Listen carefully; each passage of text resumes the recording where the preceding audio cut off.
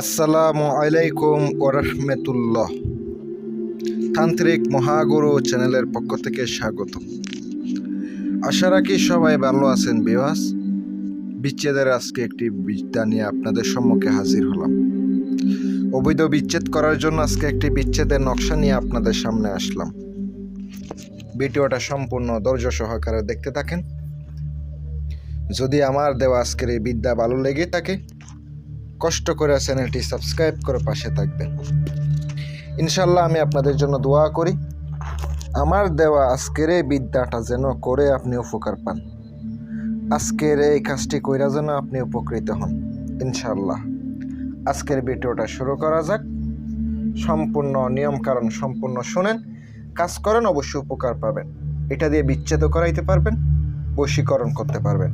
আমি আপনাদেরকে বিচ্ছেদের বিষয়টা বলবো, বশীকরণে বলবো না। আমি অনেক বশীকরণ দিয়েছি, আজকে একটি বিচ্ছেদের উপায় বলে দেব, সম্পূর্ণ শুনেন। যদি দুইজন অবৈধ সম্পর্ক করে থাকে, দুই বন্ধু এমন বন্ধু তারা যদি একত্র হয় তাহলে অনেক ক্ষতি হয়ে যাবে, সমাজ নষ্ট হয়ে যাবে। অথবা এমন কিছু বন্ধুত্ব আছে, এমন কিছু ছেলে মেয়ে আছে অবৈধ সম্পর্ক করে অথবা পরকীয়া করে, ওখান থেকে আপনি বিচ্ছিন্ন করে দিতে পারবেন এই বিদ্যার মাধ্যমে। মনোযোগ দিয়ে শুনেন। নকশার নিচে লিখিত হবে প্রথম ব্যক্তির নাম, তারপর তার মায়ের নাম, এরপর দ্বিতীয় ব্যক্তির নাম, দ্বিতীয় ব্যক্তির মায়ের নাম। এখানে অবশ্যই মায়ের নাম বসবে, অবশ্যই লিখিত হবে। নকশাটি কি দিয়ে লিখবেন বলি। অষ্টতিতার কালি দ্বারা নকশাটি লিখিত হবে।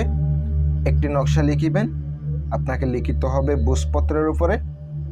আপনাকে লিখিত হবে এটা অমাবস্যার দিন অথবা পূর্ণিমার দিন রাত্রে 12টার সময় নকশা লিখিবেন। অন্যদিন লিখলে কাজ করবে না নকশা। অথবা চাঁদের 28 তারিখ লিখিত হবে। নকশা লিখা শেষ। তাদের যদি ব্যবহৃত কাপড় পান অনেক ভালো হবে, চুল পাইলে অনেক ভালো হবে। সুন্দর করে নকশা লিখবেন। তারপরে নকশাটি দিয়ে কাজ করার জন্য কি করবেন আমি বলে দিতেছি, মনোযোগ দিয়ে শুনেন। একটা পুতুল তৈরি করবেন।